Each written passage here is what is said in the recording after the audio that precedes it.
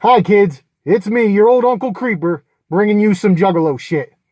I haven't uploaded a video in a while, so let me just say I appreciate y'all for watching and being patient and coming out and rocking with me. Because that's my fuck up. So to get into the underground flavor, today Sutter Kane along with Donnie Darko under the alias Pull the Fucking Trigger have released Until It's My Time to Die, the LP. Now if you don't know Sutter Kane, you should really fucking know about it. He's the innovator of ghetto metal and one of the most prolific producers, not just in the underground, but in the general music atmosphere. So, earlier this week, I was at an Esham show. And the opener was Psalm 1, not to be confused with Smalls 1, but Psalm 1. You may recognize her as R.A. the Rugged Man's DJ, and you may have seen her on the Great Malenko tour with Insane Clown Posse this past couple months. So, Psalm 1 basically kills it. She's a dope-ass MC and prolific in her own right. So she was a fresh opener, and I'm waiting for Esham to come on, and I gotta go take a piss. So I head to the bathroom, and I'm at the urinal, and I notice there by the sink, I see there's a full pack of cigarettes, you know what I mean? Somebody had left their smokes, and I'm thinking, oh shit, free cigarettes, you know what I mean?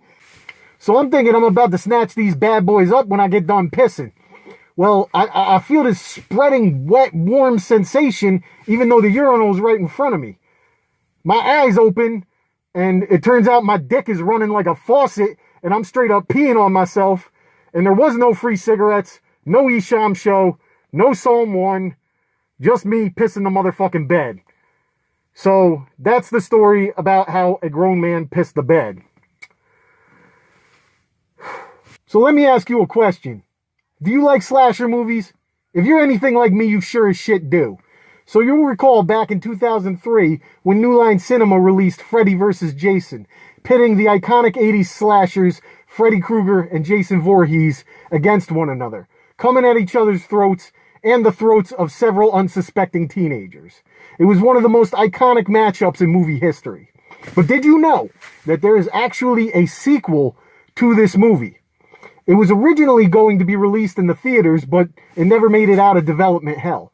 So what they did was they ended up converting it into a comic book series. I'm talking about Freddy vs. Jason vs. Ash. That's right, bitch.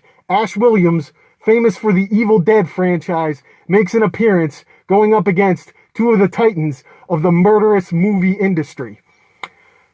Wildstorm Comics in 2007 released Freddy vs. Jason vs. Ash, which is a direct continuation of the film. So if you're ever curious about what might have happened after Freddy beat up Jason and Jason chopped his fucking head off, I advise you to read these comic books.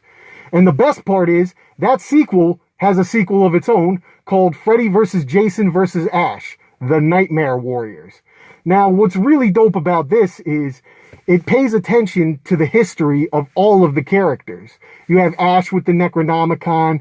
You'll see appearances from Amanda Kruger and motherfucking Nancy from the first film and motherfucking the Dream Warriors. They're all in there, as well as references to Jason's sister from Jason Goes to Hell. So a lot of love and attention to detail was paid to the characters when they built up this franchise.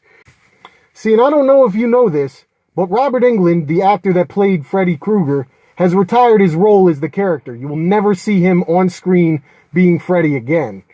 So to me, with the love and attention to the story that was put in to this final run on the comic book, it brings closure to the movies from the 80s, which, I don't know if you remember, Freddy's Dead ended so terribly that Wes Craven had to do a new Nightmare just to fucking put the shit to bed properly. So to me, for the character itself, in the canonical lore of the Nightmare on Elm Street franchise, this is a much more respectful way to put to bed a legendary character.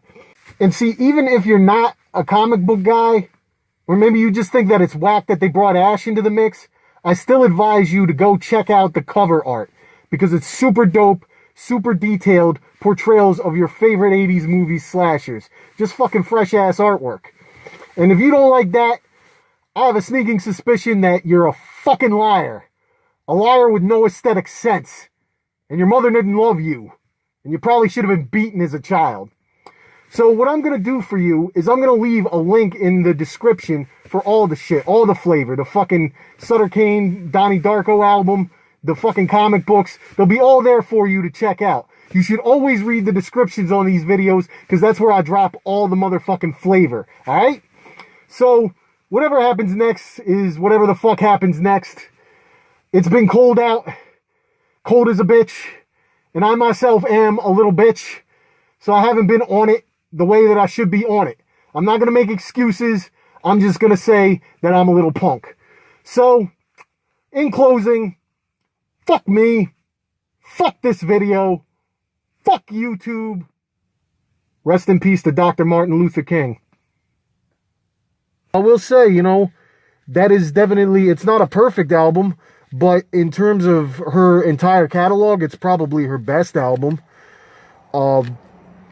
What you'll see there is